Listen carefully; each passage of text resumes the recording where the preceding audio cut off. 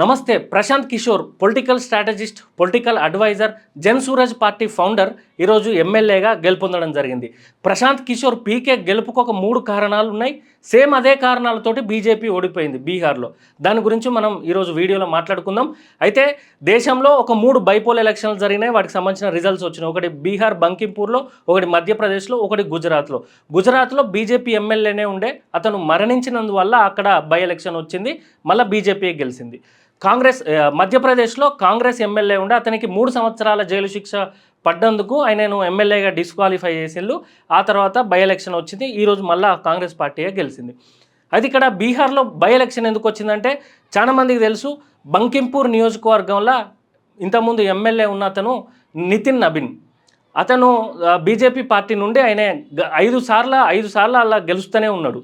అసలే బంకింపూర్ అంటే అది కంచుకోట బీజేపీకి. అది పూర్తిగా అర్బన్ బ్యాక్గ్రౌండ్, అగ్రకులాలు ఉండే నియోజకవర్గం అన్నట్టు. అయితే నితిన్ నబీన్ గారికి బీజేపీ అధిష్టానం ఏం చేసింది, మా ఎమ్మెల్యేగా రాజీనామా చేయించి ఎంపీగా, రాజ్యసభ ఎంపీని చేసి బీజేపీ ప్రెసిడెంట్, నేషనల్ ప్రెసిడెంట్గా చేసింది.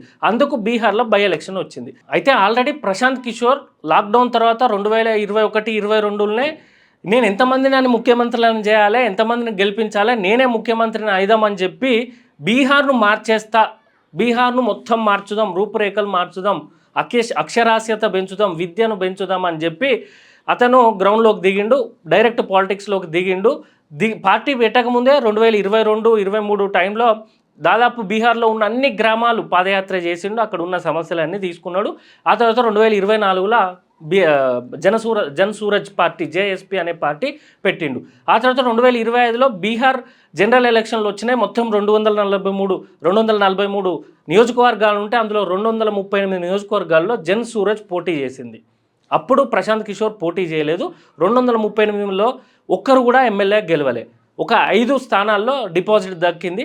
కాకపోతే ఒక 20-22 స్థానాల్లో డెసిషన్ మేకర్గా వాళ్ళ అభ్యర్థులు ఉండే అన్నట్టు. అయితే అట్లా నడుస్తుండగా ఈ బై ఎలక్షన్ జరగబోతుందని తెలిసింది. అప్పటి నుండి ప్రశాంత్ కిషోర్ ఆ 3 నెలలు విపరీతంగా కష్టపడ్డాడు. మొత్తానికి ఈరోజు రిజల్ట్స్ వచ్చినాయి. ఈరోజు ప్రశాంత్ కిషోర్ గెలిచిండు. ప్రశాంత్ కిషోర్కు 63,000 ఓట్లు వచ్చినాయి. 63,200, 18,953 అంటే ఆల్మోస్ట్ 19,000 ఓట్ల మెజారిటీ తోటి ఆయన గెలిచిండు. బీజేపీ నుండి నీరజ్ కుమార్ అనే వ్యక్తి, చిన్నపిల్లోడు, 30 సంవత్సరాలు 32 సంవత్సరాలు, ఫస్ట్ టైం అయినా కూడా ఎలక్షన్స్లో పార్టిసిపేట్ చేయడం. ఇతనికి 44,250 ఓట్లు వచ్చినాయి. ఇక రాష్ట్రీయ జనతా దళ్ ఆర్జేడీ పార్టీ నుండి రేఖా కుమారి, ఈమె ఎప్పటి నుండో కంటెస్ట్ చేస్తూ ఉన్నది. ఈమెకు 14,000 ఓట్లు ఈరోజు రావడం జరిగింది. అయితే ప్రశాంత్ కిషోర్ గెలవడానికి 3 కారణాలు ఉన్నాయి. ఒకటి, ఫస్ట్ సేమ్ అదే 3 కారణాలు బీజేపీ ఓడిపోవడానికి కూడా ఉన్నాయి. ఫస్ట్ ఏంటంటే పీకే ఫ్యాక్టర్. పీకే, ఈయనకు ఒక వ్యక్తి ఉన్నాడు, అంటే ఈయనకు వాలంటీర్స్ ఉంటాయి కదా జన్ సూరజ్ పార్టీకి బీహార్లో. అందులో పవన్ యాదవ్ అనే వ్యక్తి ఉన్నాడు, చాలా షార్ప్ క్యాండిడేటు. ఆ పిల్లోడు ఎలక్షన్స్ వస్తుందని తెలియగానే ఆ నియోజకవర్గంకు పోయిండు. దాదాపు రాష్ట్రంలో ఉన్న 500 అంటే రాష్ట్ర స్థాయిలో పనిచేసే జన్ సూరజ్ పార్టీకి పనిచేసే 500 మంది వాలంటీర్లను తీసుకుపోయి ఆ నియోజకవర్గంలో పెట్టిండు. ప్రతి బూత్కి, మన దగ్గర బీజేపీకి కూడా ఉండరు అంతమంది, 15-20 మందిని పెట్టిండు.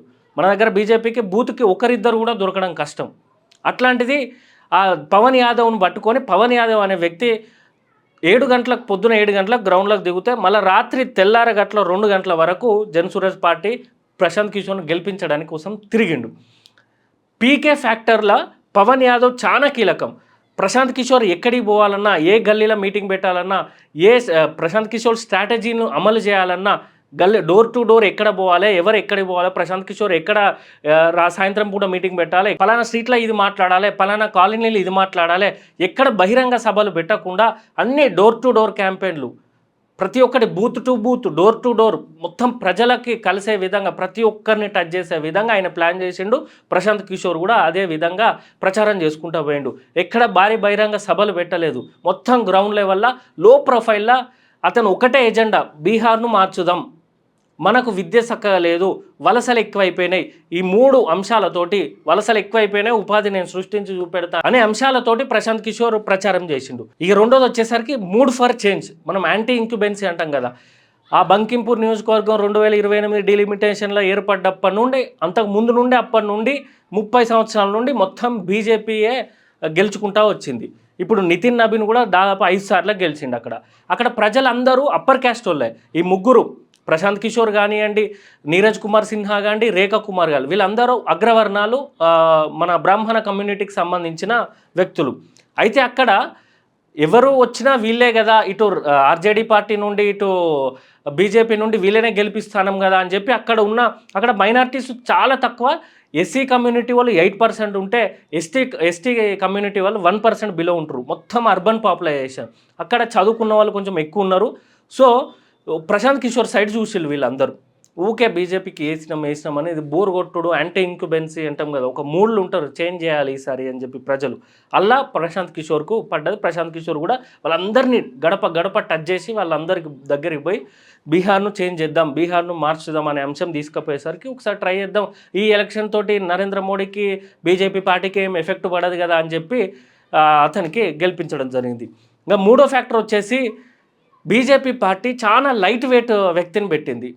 ఈ నీరజ్ కుమార్ సిన్హా అనే వ్యక్తి 32 సంవత్సరాలే, ఫస్ట్ టైం ఎలక్షన్లో కంటెస్ట్ చేస్తాడు. అసలైన వ్యక్తి అభిషేక్ కుమార్ అనే వ్యక్తి లాస్ట్ మూమెంట్లో నేను పోటీ చేయను అని పోటీ నుండి తప్పుకున్నాడా మరి తప్పించిల్లా తెలియదు, కానీ ఆయన తప్పుకునేసరికి చాలా కొత్త పిల్లోడు నీరజ్ కుమార్ అనే వ్యక్తి గ్రౌండ్లో దిగిండు. ఆయనకు కూడా బీజేపీ పేరు మీద 44,000 ఓట్లు వచ్చినాయి. ఇక్కడ చాలా మందికి అర్థం కాని, బీజేపీ కావాలనే లైట్ వెయిట్ ఉన్న వ్యక్తిని, అంత స్ట్రాంగ్గా లేని వ్యక్తిని పెట్టిందా, లేకపోతే ప్రశాంత్ కిషోర్ గెలవాలని చెప్పి చేతులు ఎత్తేసిందా? 40 మంది స్టార్ క్యాంపెయినర్లు పెట్టి పెద్ద పెద్దోళ్ళు పవర్లు ఉన్నోళ్ళు రాలా. అక్కడ ఉన్న సీనియర్ నాయకులు వచ్చి క్యాంపెయిన్ చేసి బీజేపీ తరఫున, కానీ వీళ్ళు రాలేదు. సో వీక్ క్యాండిడేట్ పెట్టి చేతులు దులుపుకుందా, లేకపోతే ప్రశాంత్ కిషోర్ని రాజకీయాలకు తీసుకురావాలి అనే విధంగా బీజేపీ ఆలోచించిందా, లేకపోతే ప్రశాంత్ కిషోర్ తన కష్టంతో, తన స్ట్రాటజీలతోటి, తన అనాలిసిస్ తోటి ప్రశాంత్ కిషోర్ గెలిచిండా? ఎందుకో మరి అసలే అది ప్రెస్టీజియస్ ఎన్నిక బీజేపీ వాళ్ళకి. ఒకటి Nitin Nabin seat, BJP national president seat అది. బీహార్కి సామ్రాట్ చౌదరి ముఖ్యమంత్రి అయినాక ఫస్ట్ ఎలక్షన్ అయినా కూడా వీక్ క్యాండిడేట్ను పెట్టి అభిషేక్ కుమార్ను తప్పించి ఈ నీరజ్ కుమార్ సిన్హాను పెట్టి ఎక్స్పెరిమెంట్ చేసిందా, లేకపోతే చేతులెత్తేసిందా అనేది కింద కామెంట్ చేయండి.